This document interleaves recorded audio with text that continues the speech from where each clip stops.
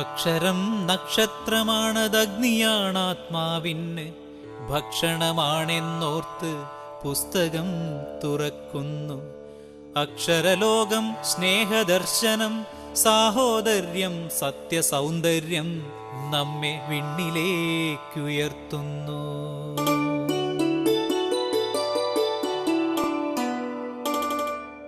നമസ്കാരം.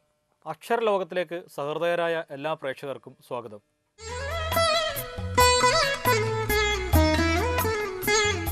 മലയാളത്തിലെ പ്രശസ്ത കവയിത്രിയും അധ്യാപികയുമായ ശ്രീരമയുടെ മഴ എന്ന കവിതയാണ് ഇന്നത്തെ കാവ്യലോകത്തിൽ. ഇരച്ചു പെയ്യുമീ പെരുമഴയിൽ ഞാൻ ഒരു കിടാവായി തുടിച്ചു തുള്ളുന്നു. ഇരച്ചു പെയ്യുമീ പെരുമഴയിൽ ഞാൻ ഒരു കിടാവായി തുടിച്ചു തുള്ളുന്നു. കടലാസു തോണി ഒരുക്കി ഞാനതിൽ ഒരു യാത്രയ്ക്കുള്ള തുടക്കമാകുന്നു. കടലാസു തോണി ഒരുക്കി ഞാനതിൽ ഒരു യാത്രയ്ക്കുള്ള തുടക്കമാകുന്നു. കുമിളകളെടുത്തൊരു മണിമാല ഒരുക്കുവാനുള്ള തിടുക്കമാകുന്നു. കുമിളകളെടുത്തൊരു മണിമാല ഒരുക്കുവാനുള്ള തിടുക്കമാകുന്നു.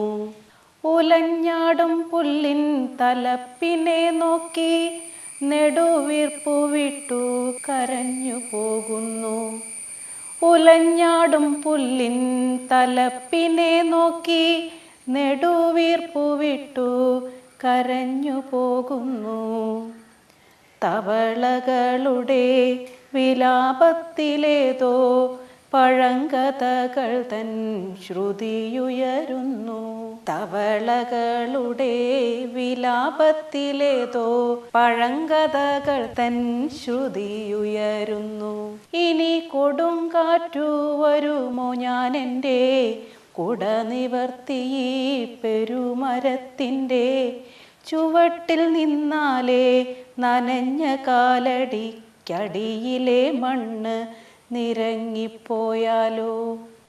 ഇനി കൊടുങ്കാറ്റു വരുമോ ഞാൻ എൻ്റെ കുട നിവർത്തി ഈ പെരുമരത്തിൻ്റെ ചുവട്ടിൽ നിന്നാലേ നനഞ്ഞ കാലടിക്കടിയിലെ മണ്ണ് നിരങ്ങിപ്പോയാലോ. മഴ ഇരമ്പുന്നു കനത്ത തുള്ളികൾ കുടയ്ക്കുമേൽ താളപ്പൊലിമ ചേർക്കുന്നു.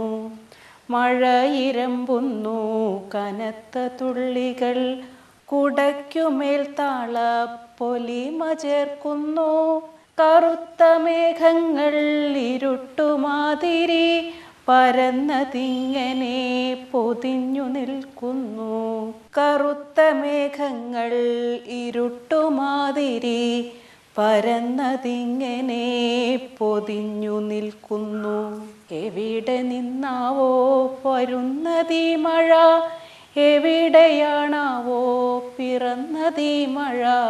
എവിടെ നിന്നാവോ വരുന്നതീ മഴ, എവിടെയാണാവോ പിറന്നതീ മഴ. ഹരിതഭൂവിന്നീ മഴയുടെ തോറ്റം മധുരമെന്നമ്മ പറഞ്ഞതോർക്കുന്നു. ഹരിതഭൂവിന്നീ മഴയുടെ തോറ്റം മധുരമെന്നമ്മ പറഞ്ഞതോർക്കുന്നു. പുതുമുളകൾക്കീ തണുത്ത തുള്ളികൾ അമൃതമെന്നച്ഛൻ പറഞ്ഞതോർക്കുന്നു. അമൃതമെന്നച്ഛൻ പറഞ്ഞതോർക്കുന്നു. ഇറയത്തേക്കിനി മടങ്ങാം കാഴ്ചകൾ മടക്കി വെച്ചേക്കാം തണുപ്പല്ലേ ചുറ്റും. ഇറയത്തേക്കിനി മടങ്ങാം കാഴ്ചകൾ മടക്കി വച്ചേക്കാം തണുപ്പല്ലേ ചുറ്റും. മഴ തുവർന്നില്ല പെരുവെള്ളം കുത്തി ഒലിക്കും കാഴ്ചകൾ മുഴുവൻ തീർന്നില്ല. മഴ തുവർന്നില്ല പെരുവെള്ളം കുത്തി ഒലിക്കും കാഴ്ചകൾ മുഴുവൻ തീർന്നില്ല. ചെളിവെള്ളം വീണ്ടും ഒഴുകിയെത്തുമ്പോൾ വരാം മടങ്ങുവാൻ സമയമാകുന്നു. ചെളിവെള്ളം വീണ്ടും ഒഴുകിയെത്തുമ്പോൾ വരാൻ മടങ്ങുവാൻ സമയമാകുന്നു. വരാൻ മടങ്ങുവാൻ സമയമാകുന്നു. ഇനിയൊരു ചെറിയ ഇടവേള.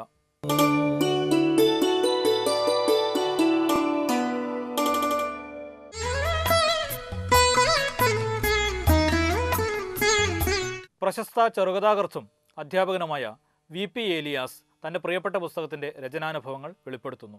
എൻ്റെ 2 പുസ്തകങ്ങളാണ് പ്രസിദ്ധീകരിച്ചിട്ടുള്ളത്.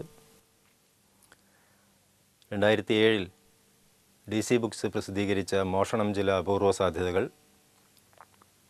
2011 പൂർണ്ണ പബ്ലിക്കേഷൻസ് പ്രസിദ്ധീകരിച്ച കാഴ്ചത്തീവണ്ടിയിലെ യാത്രക്കാർ.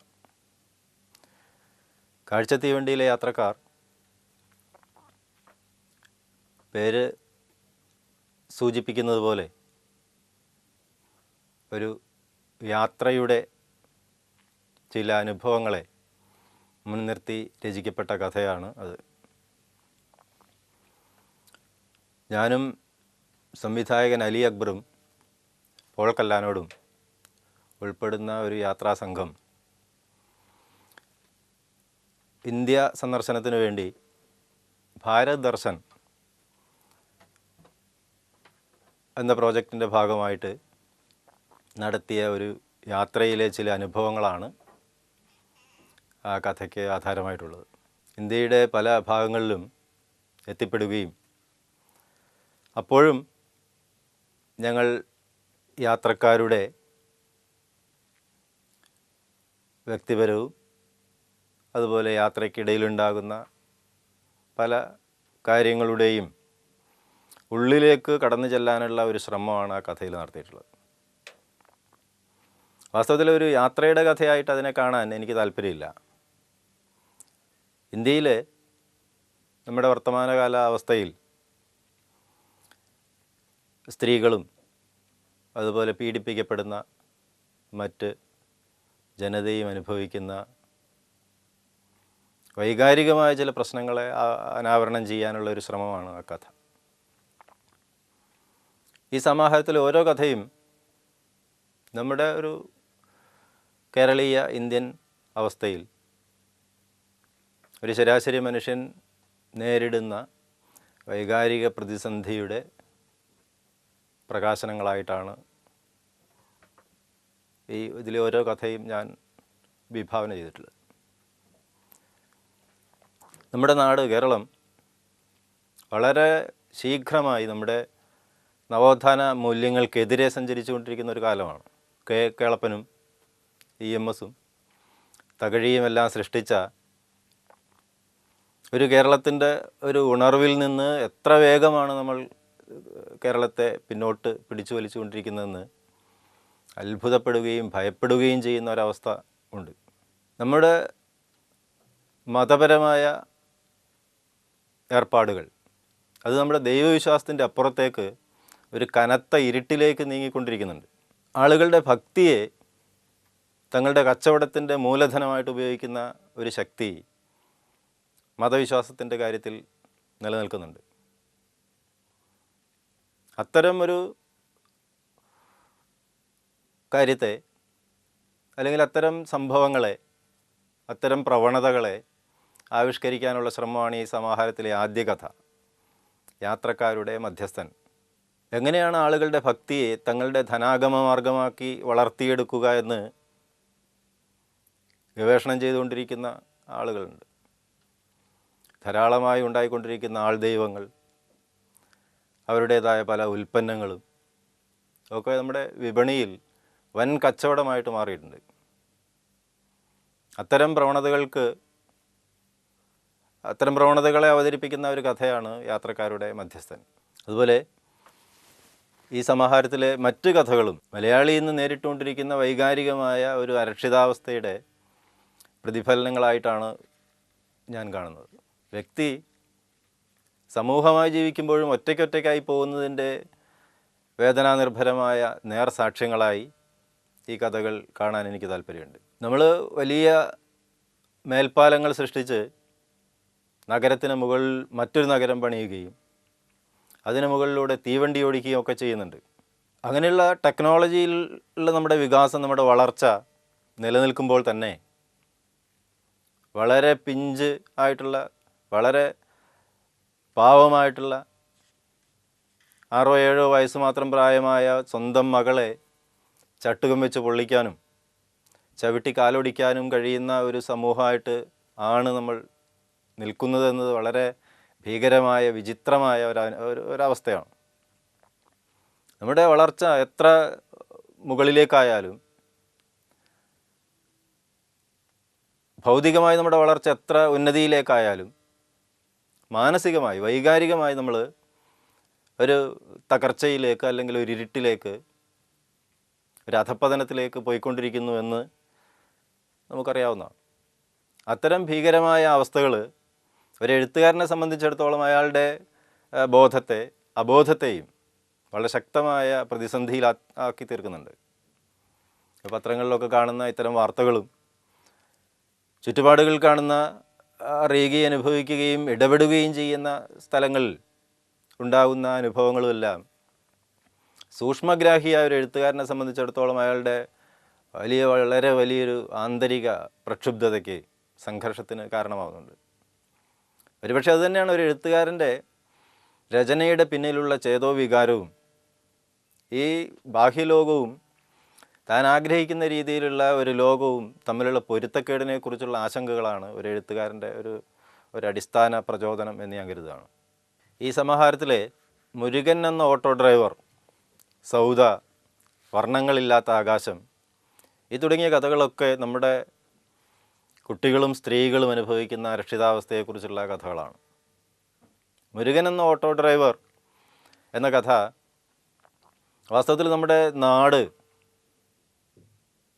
പുരുഷന്മാരെ എങ്ങനെയാണ് സ്ത്രീകൾ, കുട്ടികൾ, പൊതുസമൂഹം നോക്കിക്കാണുന്നത് എന്നതിൻ്റെ ഒരു അപകടകരമായ ചോദ്യം ഉന്നയിക്കുന്നുണ്ട്. ഇപ്പോൾ നിഷ്കളങ്കയായ ഒരു പെൺകുട്ടി സ്കൂൾ വിട്ട് വരുന്ന വഴിക്ക് അയൽക്കാരനായ ഓട്ടോ ഡ്രൈവർ ആ കുട്ടിയെ ഓട്ടോയിൽ കയറ്റിക്കൊണ്ടുവരുന്നത് വലിയ അപരാധമായി ആ കുട്ടി പഠിക്കുന്ന സ്കൂളിലെ ഹെഡ് മിസ്ട്രസ് കാണുകയാണ്. അതൊരു തരം ലൈംഗികമായ ചൂഷണത്തിനുള്ള ഉപാധിയാണ് എന്ന് അവർ തീരുമാനിച്ചുറപ്പിക്കുകയും ആ ഒരു പൊതു സമീപനം, ആ ഒരു പൊതു കാഴ്ചപ്പാട് രൂഢമൂലമായി തീരുകയും അയാൾ വലിയൊരു സ്ത്രീ പീഡകനാണ്, കുട്ടികളെ ലൈംഗികമായി ചൂഷണം ചെയ്യുന്ന ഒരാളാണ് എന്ന ഒരു ചിന്തയിലേക്ക് സമൂഹത്തെ നയിക്കുകയും അയാളുടെ ജീവിതം വളരെ അപകടകരമായ, ദാരുണമായ ഒരു പതനത്തിലേക്ക് എത്തിച്ചേരുകയും ചെയ്യുകയാണ്.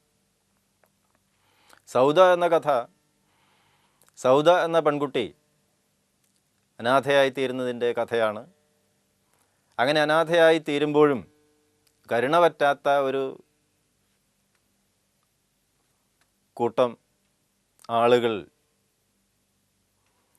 അല്ലെങ്കിൽ കരുണ പറ്റാത്ത മനസ്സുള്ള ഒരാൾ സൗദ എന്ന പെൺകുട്ടിയെ സംരക്ഷിക്കാൻ മുന്നോട്ട് വരികയും അവളെ അവളുടെ അരക്ഷിതമായ ചുറ്റുപാടുകളിൽ നിന്ന് തൻ്റെ വീടിൻ്റെ സുരക്ഷിതത്വത്തിലേക്ക് അവളെ കൊണ്ടുപോവുകയും ചെയ്യുന്ന കഥയാണ് സൗദ എന്ന കഥ.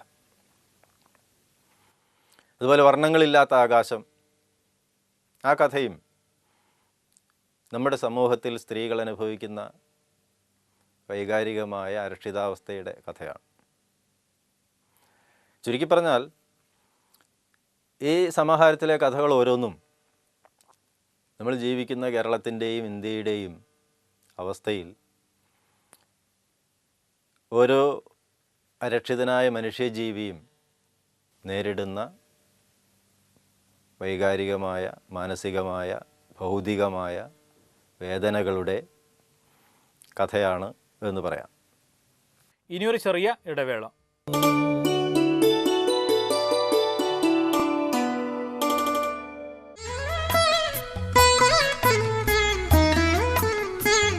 മലയാളത്തിലെ വിവിധ പ്രസാധകരുടെ പുതിയ പുസ്തകങ്ങളാണ് ഇവിടെ പരിചയപ്പെടുത്തുന്നത്. കാഴ്ച ബംഗ്ലാവുകൾ, സി രാധാകൃഷ്ണൻ. ലോകം വലിയൊരു കാഴ്ച ബംഗ്ലാവാണ്. കണ്ണു തുറന്ന് കാണണമെന്നേയുള്ളൂ. സ്വപ്നവും യാഥാർത്ഥ്യവും ഇടകലർന്ന അസാധാരണ സംഭവ വികാസങ്ങളുടെ ആവിഷ്കാരം. സ്വർഗവും നരകവും വിചിത്ര ലോകങ്ങളും കാണുന്ന ഒരു കുട്ടിയുടെ ഭ്രമാത്മകമായ അനുഭവങ്ങൾ. സി രാധാകൃഷ്ണൻ്റെ വ്യത്യസ്തമായ ഒരു നോവൽ. ഈ പുസ്തകം പ്രസിദ്ധീകരിച്ചിരിക്കുന്നത് പൂർണ്ണ പബ്ലിക്കേഷൻസ്, കോഴിക്കോട്. ജീവപുസ്തകത്തിൽ പേരുള്ളവർ ഐസക് ഇപ്പൻ. എങ്കിലും ക്രമേണ അയാൾക്ക് കമ്മ്യൂണിസത്തിലും ക്രിസ്ത്യാനിയിലുമുള്ള വിശ്വാസം നഷ്ടപ്പെട്ടുകൊണ്ടിരുന്നു. സംഘടനാഭാവങ്ങളിൽ കമ്മ്യൂണിസ്റ്റ് പാർട്ടിയും സഭയും തമ്മിൽ ഒരു വ്യത്യാസവുമില്ല എന്നയാൾ ഇടയ്ക്കിടെ മൈക്കിളിനോട് പറഞ്ഞു. അതുകൊണ്ടയാൾ കമ്മ്യൂണിസ്റ്റുകാരനല്ലാത്ത മാർക്സിനെയും ക്രിസ്ത്യൻ സഭയിലെ അംഗമല്ലാത്ത ക്രിസ്തുവിനെയും സ്നേഹിച്ചു. തിട്ടമേൽപുരത്തിൻ്റെ ചരിത്രസ്ഥലികളിലൂടെ കാലത്തിൻ്റെ വെളിപാടായി മാറുന്ന ശ്രദ്ധേയമായ നോവൽ. ഈ പുസ്തകം പ്രസിദ്ധീകരിച്ചിരിക്കുന്നത് നാഷണൽ ബുക്ക് സ്റ്റാൾ, കോട്ടയം. പ്രതി കുറ്റവാളിയല്ല, പ്രേമാനന്ദ് ചമ്പാട്. നോവൽ ദുർഗ്രഹമാവുകയും ജീവിതത്തിൽ നിന്ന് അകന്നു പോവുകയും ചെയ്തപ്പോൾ സ്വാഭാവികമായും വായനക്കാരും അകന്നു നിന്നു. ആധുനികാന്തര നോവൽ ജീവിതത്തോടൊട്ടി നിന്നപ്പോൾ വായനക്കാർ വീണ്ടും നോവൽ വായനയിലേക്ക് കടന്നു വന്നു. പ്രേമാനന്ദ് ചമ്പാടിൻ്റെ പ്രതി കുറ്റവാളിയല്ല എന്ന ഈ നോവൽ രണ്ടാമത്തെ ഗണത്തിൽപ്പെടുന്നു. മലയാളിയെ വീണ്ടും വായനാ ലോകത്തേക്ക് എത്തിക്കുവാൻ പ്രതി കുറ്റവാളിയല്ല അതിൻ്റേതായ പങ്കുവഹിക്കുന്നു. ഈ പുസ്തകം പ്രസിദ്ധീകരിച്ചിരിക്കുന്നത് നീലാംബരി ബുക്സ്, കോഴിക്കോട്. ബാഹുബലിയും മധുര മീനാക്ഷിയും, പി ആർ നാഥൻ. കഥാരംഗത്തും നോവൽ രംഗത്തുമാണ് പി ആർ നാഥൻ്റെ കൃതഹസ്തത വെളിവാക്കപ്പെട്ടത്. ഈ രംഗങ്ങളിൽ അദ്ദേഹത്തിനുള്ള സ്ഥാനം ഒന്നാം നിരയിൽ തന്നെ മലയാളി തൻ്റെ വായനാനുഭവത്തിലൂടെ കൽപ്പിച്ചനുവദിച്ചതാണ്. പി ആർ നാഥൻ തൻ്റെ ഏറ്റവും പുതിയ കൃതിയായ ബാഹുബലിയും മധുര മീനാക്ഷിയിലൂടെ അതീവ ഹൃദ്യമായ ഒരു യാത്രാ വിവരണമാണ് മലയാളിക്ക് സമ്മാനിക്കുന്നത്. ഹിമാലയ സാനുക്കളിലൂടെയും മധുരയിലൂടെയും ബാഹുബലിയിലൂടെയും കുടജാദ്രിയിലൂടെയും അദ്ദേഹം നടത്തുന്ന യാത്രകൾ മലയാളികൾക്ക് പ്രിയങ്കരമായിരിക്കും. ഈ പുസ്തകം പ്രസിദ്ധീകരിച്ചിരിക്കുന്നത് ഹരിതം ബുക്സ്, കോഴിക്കോട്. മഹത് വചനങ്ങൾ, യേശുക്രിസ്തു. ഓരോ മനുഷ്യനും സ്വയം നവീകരിക്കാനായി സഹായിക്കുന്ന യേശുക്രിസ്തുവിൻ്റെ വാക്കുകൾ.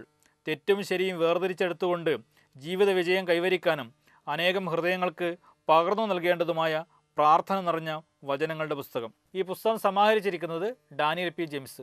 ഈ പുസ്തകം പ്രസിദ്ധീകരിച്ചിരിക്കുന്നത് ഒലിവ് പബ്ലിക്കേഷൻസ്, കോഴിക്കോട്. വൽമീകത്തിനുള്ളിൽ മോഹങ്ങളുമായി, വി കെ ഭാമ. നോവൽ കഥ പറച്ചിലോ ജീവിതത്തെ പകർത്തലോ അല്ല.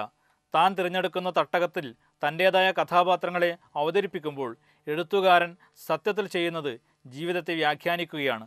താൻ അറിഞ്ഞ ജീവിതത്തെ തൻ്റേതായ രീതിയിൽ വ്യാഖ്യാനിക്കാനുള്ള ശ്രീമതി ഭാമയുടെ ശ്രമം വിജയിച്ചിട്ടുണ്ട് എന്നു തന്നെയാണ് എൻ്റെ വിശ്വാസമെന്ന് അവതാരികയിൽ മുണ്ടൂർ സേതുമാധവൻ അഭിപ്രായപ്പെട്ടിരിക്കുന്നു. ഈ പുസ്തകം പ്രസിദ്ധീകരിച്ചിരിക്കുന്നത് നളന്ദ പബ്ലിക്കേഷൻസ്, തൃശൂർ.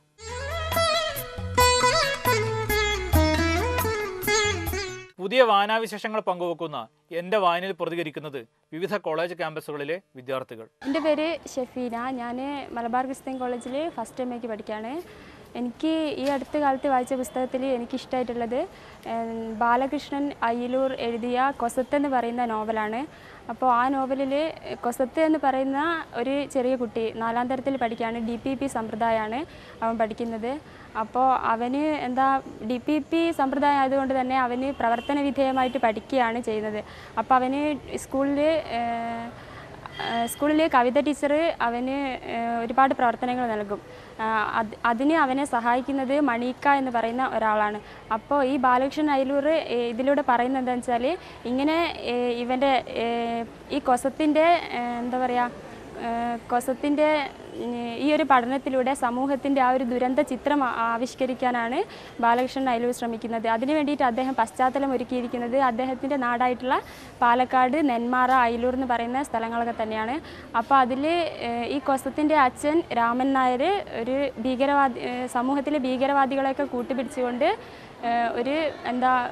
ഈ മിഠായിയിൽ ബോംബ് വെച്ചിട്ട്, മിഠായി ബോംബൊക്കെ അതൊക്കെ കുട്ടികൾക്ക് വിതരണം ചെയ്യും. അപ്പോൾ കൊസത്ത് ഇതൊക്കെ നേരിട്ട് കാണുന്നുണ്ട്. ഇങ്ങനെ നടക്കുന്ന സമൂഹത്തിൽ നടക്കുന്ന ഈ കാര്യങ്ങളൊക്കെ അവൻ നേരിട്ട് കാണുന്നുണ്ട്. അപ്പോൾ അവന് ടീച്ചർ നൽകുന്ന ഒരു പ്രവർത്തനമാണ് ഈ വെള്ളത്തിലിട്ടാൽ പൊന്തി നിൽക്കുന്ന സാധനങ്ങളെ പേരെഴുതാനുണ്ടാവും. അപ്പോൾ അവന് ഒരുപാട് കാര്യങ്ങൾ എഴുതിയ ശേഷം അവന് കേട്ട് പരിചയമുണ്ടാവും. ഈ ബോംബൊക്കെ അവന് കേട്ട് പരിചയമുണ്ടാവും. അപ്പോൾ അവന് പെട്ടെന്ന് ബോംബ് എന്ന് പറയും. അപ്പോൾ ആ ഒരു കുരുന്നു മനസ്സിൽ ചിന്തകൾക്ക് തീപിടിപ്പിക്കുന്ന തരത്തിലുള്ള അതായിരുന്നു അവൻ്റെ പഠനത്തിൻ്റെ തുടക്കം എന്ന് പറയുന്നത്.